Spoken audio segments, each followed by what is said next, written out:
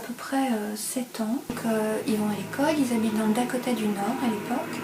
Donc c'est une région en hiver, il y a de la neige qui monte jusqu'à 2-3 mètres, hein, donc c'est impressionnant. La famille d'Erickson sont des fermiers, donc ils se lèvent très tôt tous les matins. Et lui, quand il a neigé la nuit et que la neige est toute fraîche, il se lève 1 heure plus tôt que tout le monde. Donc ça veut dire 4-5 heures du matin. Et il fait le trajet pour aller jusqu'à l'école.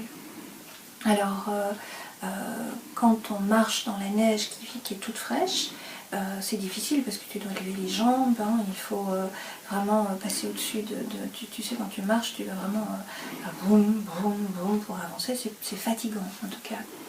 Et donc en fait ce qu'il fait, c'est qu'il fait un chemin. Alors on va dire si la route pour aller à son école est droite comme ça, un jour il va faire un trajet où il va avancer en sinuant, en étant le plus proche de la direction de l'école. Un autre jour, il va faire un autre trajet où il va faire des zigzags, où il va partir, il va s'éloigner très fort du chemin central, et puis il va repartir plus loin, et puis il va repartir plus loin, et puis il va repartir plus loin, comme ça. Un autre jour, il va faire un chemin où il va faire des boucles. Donc il fait des petits demi-tours, et puis il avance, et puis il fait demi-tour, et puis il avance. Bon. Et alors au moment où donc, il fait des trajets qui sont chaque fois bien différents, il les note sur un calepin pour ne pas refaire les mêmes un autre jour. Et pourquoi est-ce qu'il fait tout ça donc? C'est quand c'est l'heure d'aller à l'école, il se met sur un petit promontoire et il regarde les enfants qui vont. Alors, on est bien d'accord, c'est plus facile de marcher là où le sentier a déjà été tracé, là où la neige a été damée.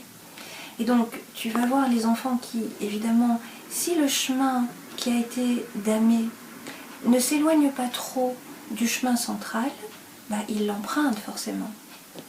Mais à un moment donné, notre cerveau, il calcule, oui, mais attends, si je vais trop à l'écart, le gain d'énergie que je vais avoir, je vais le perdre parce que moi, c'est là que je veux aller, c'est pas là que je veux aller.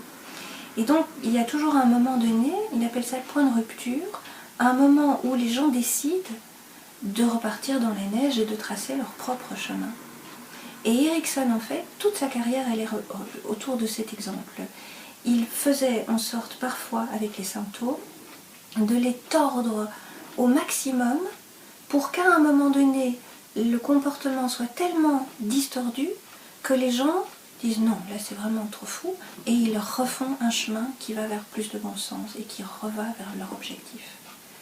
Voilà, ça c'est vraiment la logique, la pensée d'Erickson résumée. C'est comment faire en sorte que les gens initient eux-mêmes leur changement.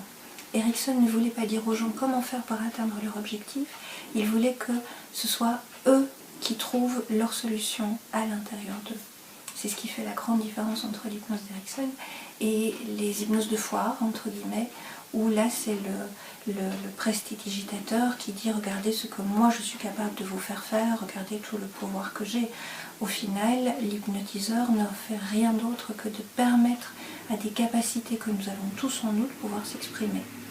Erickson, quand il faisait des hypnoses, rendait toujours aux gens le pouvoir de leur inconscient, de leur corps, de leurs ressources, et donc permettait aux gens d'augmenter leur confiance en eux et de savoir qu'ils étaient capables de faire des choses qu'ils ignoraient qu'ils étaient capables de faire auparavant.